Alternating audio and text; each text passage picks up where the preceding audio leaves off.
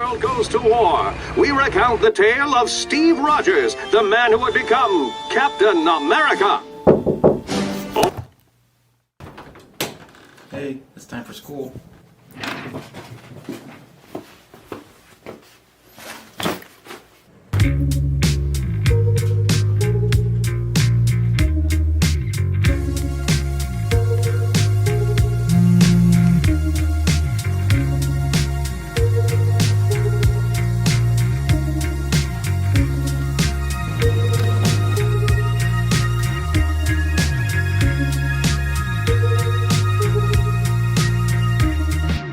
Is there a problem, Florentino?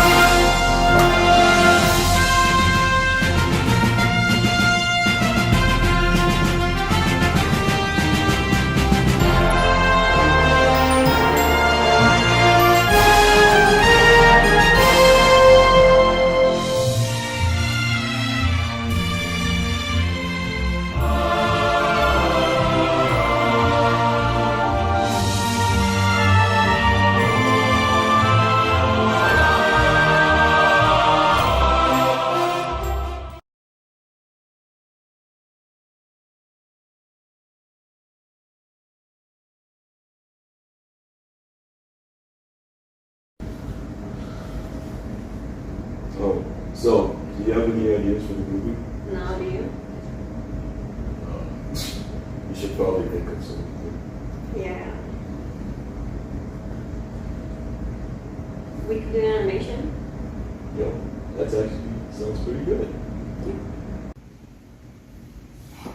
Bro, this is so hard. Dude, it's been less than 5 minutes.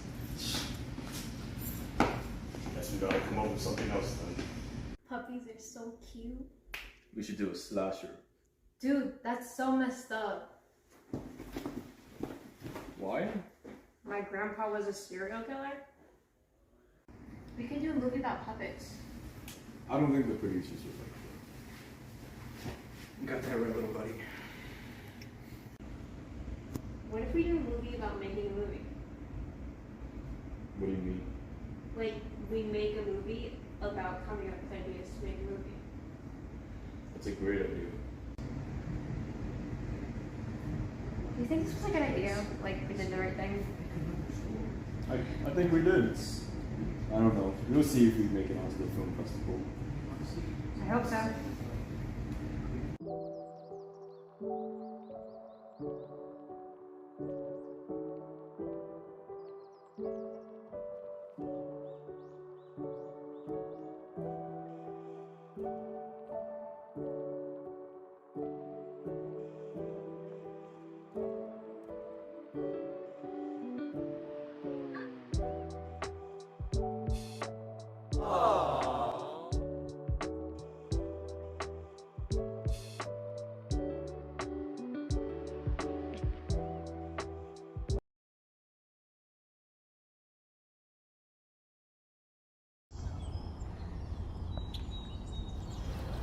Oh, we have to hurry up. Bus leaves in 5 minutes. Did you hear that? I don't think she's breathing. It's alive. Excuse me? It's Brianna Candice Malkovich, FYI. Where am I? Let me check my map. Whoa, what is that? My phone? That's not what a phone looks like. Hurry up, I don't have all day. I have to run a movie for Blockbuster later. Wait, what year do you think it is? 1997? It's 2022. She's crazy. Run. No, I'm not crazy. I'm normal. I like normal people things, you know? I like raindrops on roses and walks on the beach, bright starter jackets and Clintons and peached, Brad Pitt and Jen were my favorite bling. These are a few of my favorite things. Blockbusters booming, and what's TSA? We had the Cabbage Patch, not the Nay Nay. Friends is a hit, and we love Chandler Bing. These are a few of my favorite things. Bats in China gave us deadly disease. And 95 years of quarantine. Our generation cares about feelings. These are a few of my favorite things. When you're unheard, when no one listens, when you're feeling sad, we simply remember our favorite things, and then we won't feel so bad. Hey, the bus is leaving.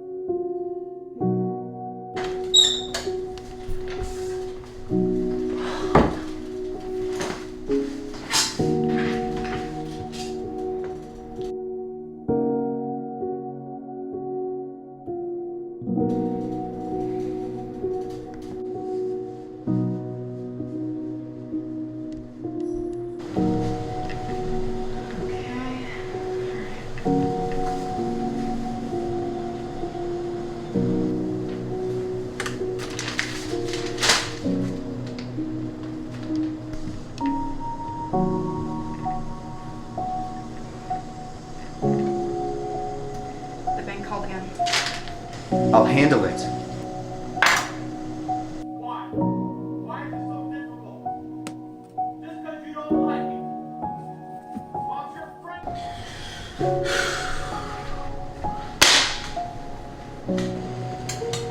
How long do we have? A week, if that.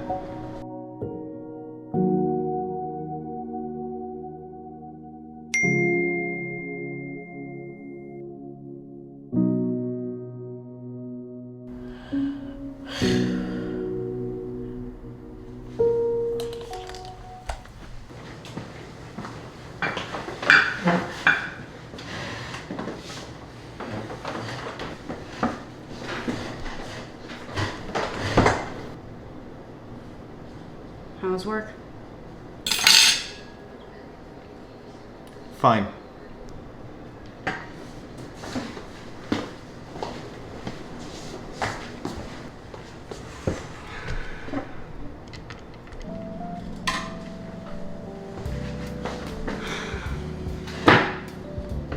What's this?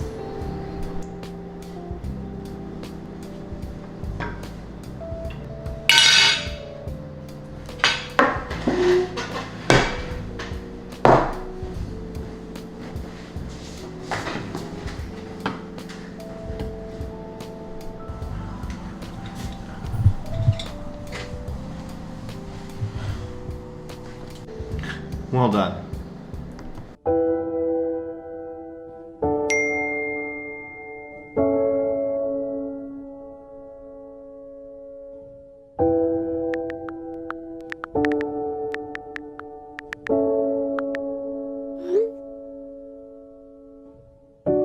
Or didn't they? I don't let people screw with me when I'm driving, alright? But you like people screwing with you stuff to go on a fucking race, right? Your husband can't get a little extra.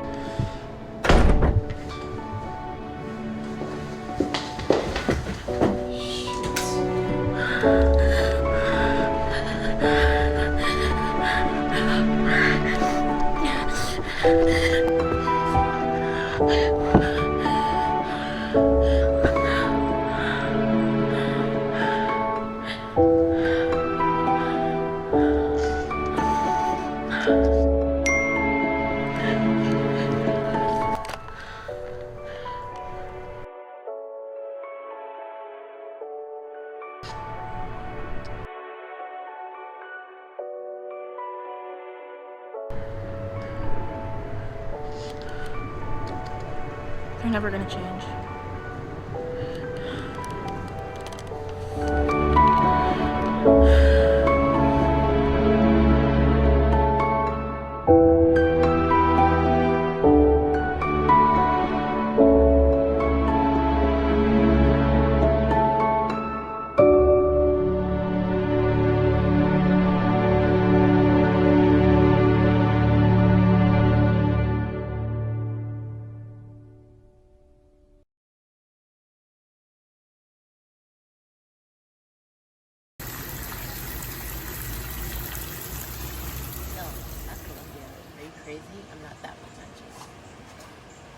You're crazy if you think NYU isn't just as pretentious.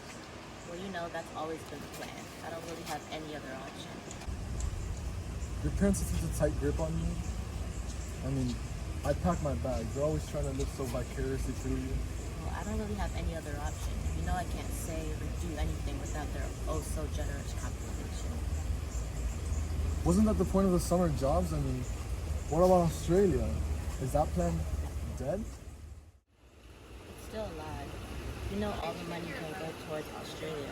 Sometimes the plan works better in our head, but it just doesn't work out. Don't take it personally. Where are we even walking?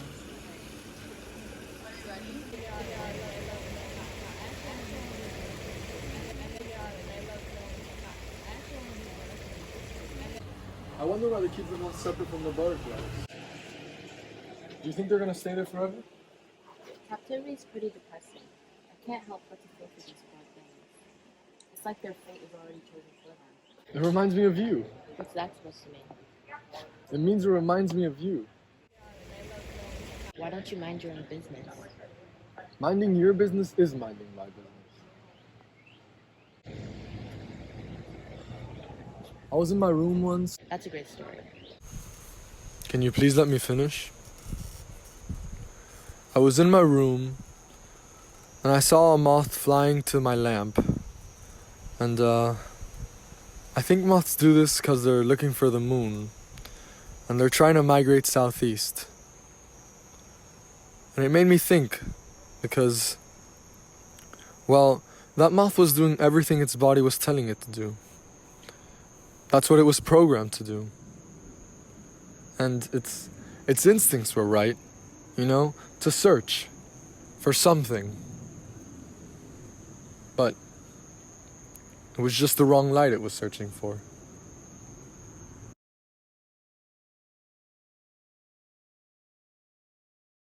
If it ain't gonna be no justice, justice for Eric Gardner!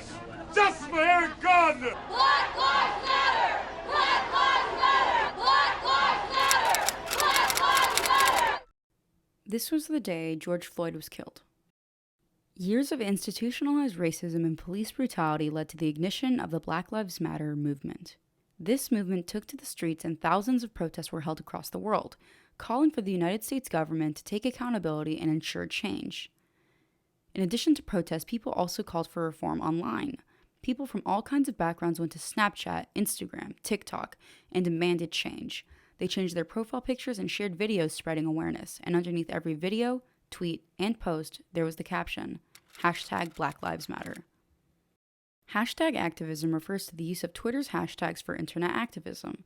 The hashtag has become one of the many ways that social media contributes to civic engagement and social movements. This leads us to wonder, who benefits from hashtag activism? In cases like the widespread use of the hashtag Black Lives Matter during the Blackout Tuesday event, millions of people shared photos on Instagram of a black screen in solidarity for Black Americans. This flooded the hashtag Explore page, but no real information was spread. Cases like these show how hashtag activism can be more harmful than helpful. Those who share the picture may have meant well, but instead covered up the voices of those being affected. This is because when something like the Black Lives Matter movement gets so politically mainstream, the hashtag then becomes less of a call to action and more of a checkbox to show how politically correct someone is.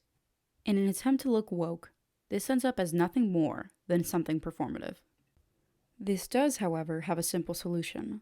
Posting about a cause online is not inherently bad, but it is important to post with the intent of educating, not the intent of looking a certain way. Flooding a hashtag or changing your profile picture won't make a difference. The change starts and ends with information.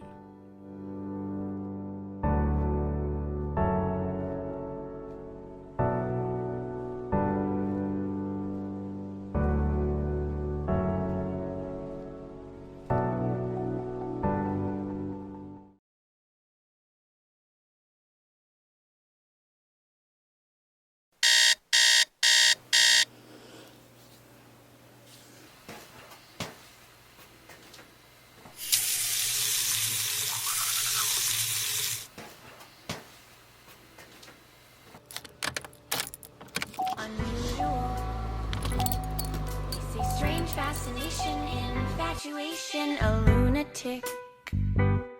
Call me what suits your taste, I just want a taste. And I've always heard it's what's inside that counts. Cause my insides are red, and yours are too. And the red on my face is matching you. And goodness, you're bleeding, what a wonderful feeling. You're down and you're pleading, my head is just reeling. The red means I love you. Taste in your blood means... Yeah? Everything okay in here? Yeah, I'm fine.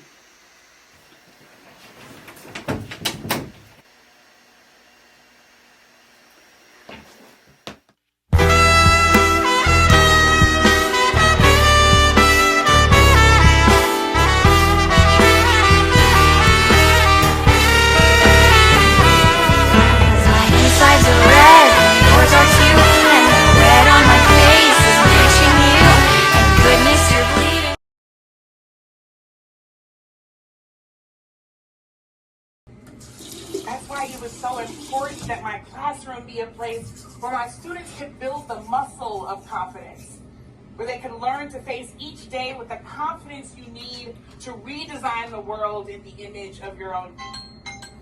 Oh crap, I'm gonna be late.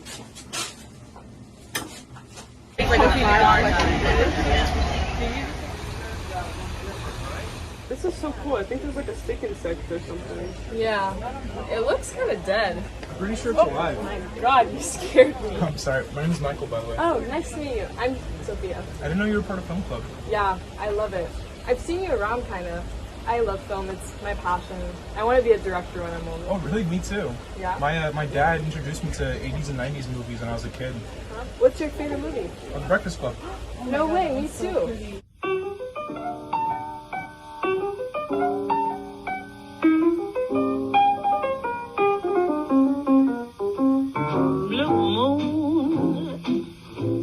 Saw me standing alone, without a dream in my heart, without a love of my own.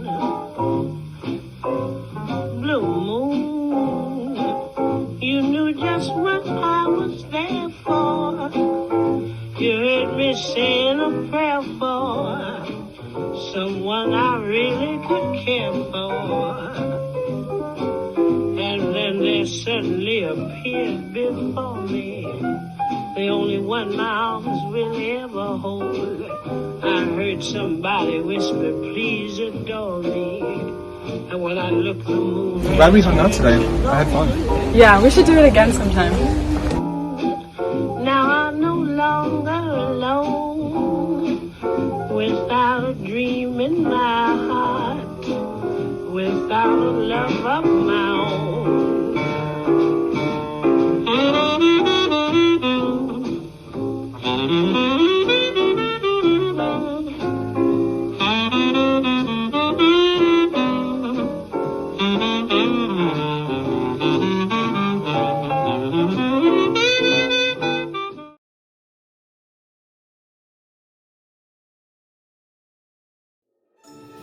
It's Christmas Eve and we are live. Oh, okay. It's Christmas Eve and we're live. It's Christmas Eve.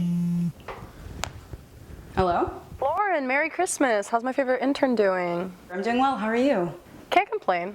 It's 7:30 and I got a candy cane in my mouth, so. Look, I know it's your first day and I don't want to stress you out, but we have to cover this story on Christmas spirit in high schools, and we want you to cover it. Yeah. I'm on my way. Okay, bye.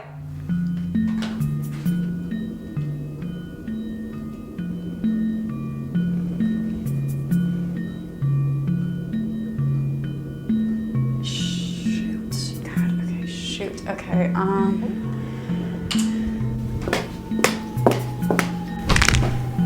perfect. Okay, this is just perfect. Okay.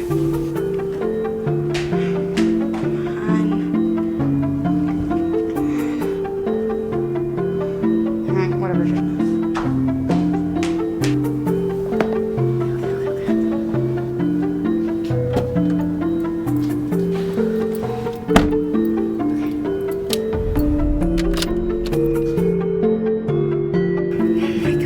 Anything go right? Oh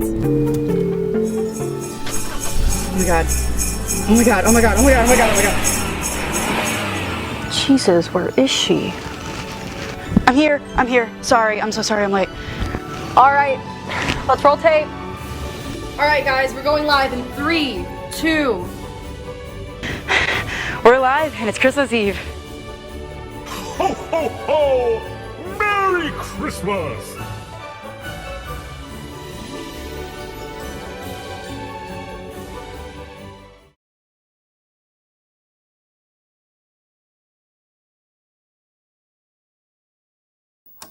Just by walking into the school, you don't lose your rights to free speech.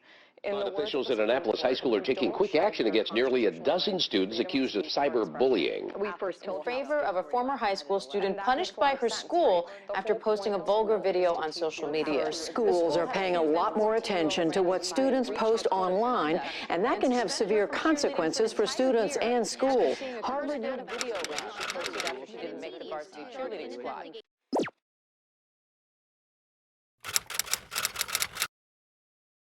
Change is inevitable. In a country like the United States, the plethora of cultures and the increasing melting pot of people makes something like change normal. One of the biggest changes that the United States has faced recently is the monumental growth of technology, more specifically, social media, and the impact it has on the pre-existing notion of freedom of speech in the United States.